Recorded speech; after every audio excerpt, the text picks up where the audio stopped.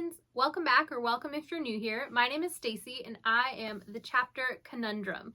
And in today's video, I want to do the Led Zeppelin Book Tag.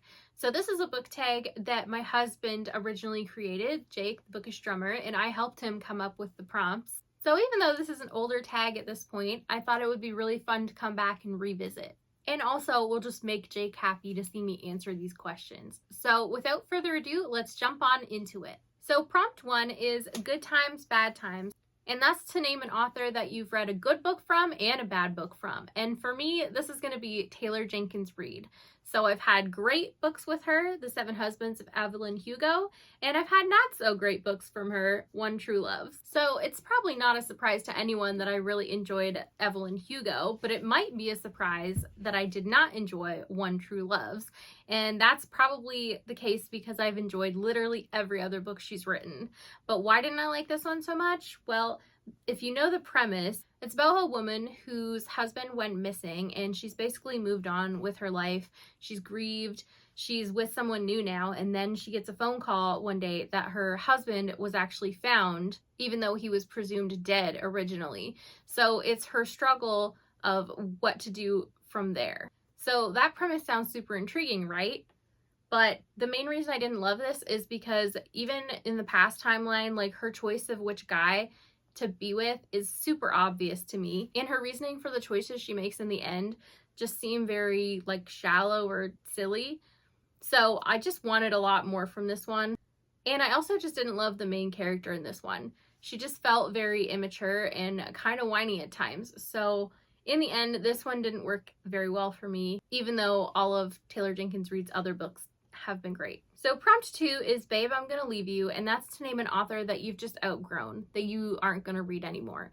And for me, I have to go with Naomi Novik here. So I've read 4 Naomi Novik books, the first 3 books in her Temeraire series, and Spinning Silver. And while I really enjoyed the first book in the Temeraire series, His Majesty's Dragon, and thought it was well done, I loved just having the main character's experience with Temeraire and just seeing his reactions to things and him learning about the world. The further along in the series I got, just the slower paced things got, and she just chose to focus on things that I wasn't that interested in while all of these other interesting things were happening.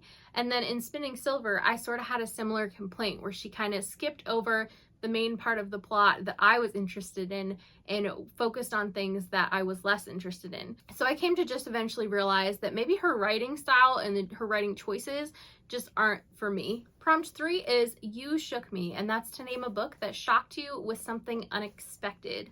And for this, I'm going to go with one of my all-time favorite thrillers, Confessions by Kenai Minato. And the end of chapter 1 of this book shook me, for sure. It was probably the first time I can ever remember audibly gasping while reading a book. And obviously I'm not going to tell you what happened to get that reaction out of me, but if you've read this, you should remember.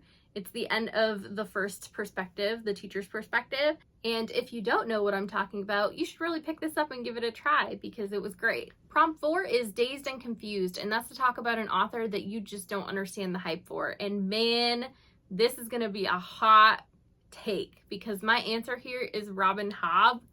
I know, guys, I know. So I have tried Assassin's Apprentice by her. I tried the audiobook first and that wasn't working for me, so I switched to reading it with my eyeballs and got the ebook, and I finished it, but I just didn't love it the way other people do. So part of it is that I'm not so much a character reader, I'm more of a plot reader, and Farseer is definitely extremely character focused. I mean, Hobb in general is more of a character writer, I think. But I also had a lot of frustrations with her lack of explanation of things. I know that people say there are reveals throughout the realm of the Elderlings that relate back to book 1, but I just felt like she didn't really give me enough in book 1 to keep me interested in continuing. And I also took issue with some of the logic of things that did actually happen in book 1. Like the very end of book 1 has like 2 major plot things that I'm like, well, that's a freaking pretty major coincidence. So I just didn't love it for that reason. But man, BookTube loves Robin Hobb. So like, I do not quite understand why you guys love it so much. Like, I obviously know you get attached to Fitz and you enjoy reading her books for that reason. But tell me in the comments down below, why do you love Hobb so much? Because with my experience of Assassin's Apprentice, I really just did not get it. Now, granted, I also read this in like 2020, back when I was fairly new to fantasy, and so I do feel like at this point I should give it another shot just to see if I have a better experience with it now that I'm more used to slower pacing and more character focused work. But as of now, that is how my answer stands. Prompt 5 is your time is going to come, and that's to talk about a book that's been on your TBR for more than a year. And I actually went back to my Goodreads want to read list and just looked like, okay, what are some of the oldest books on there? And the oldest one on there that actually is in a genre that I read often and that I'm really excited to get to and think I will love is Blackstone Heart by Michael R. Fletcher. I think I added this to my want to read in like 2020. And I still haven't gotten there despite this being a 5-star prediction. So I'm hoping that I get to it soon and that I really love it when I do. Prompt 6 is Black Mountainside, and that's to talk about a book with an unusual or unconventional setting. And for this, I am actually going to go with a graphic novel series, I Hate Fairyland by Scotty Young. And this is actually... I couldn't find Fairyland by Scott. No, Siri, we don't need help. So this is actually set in Fairyland, and that's unconventional enough.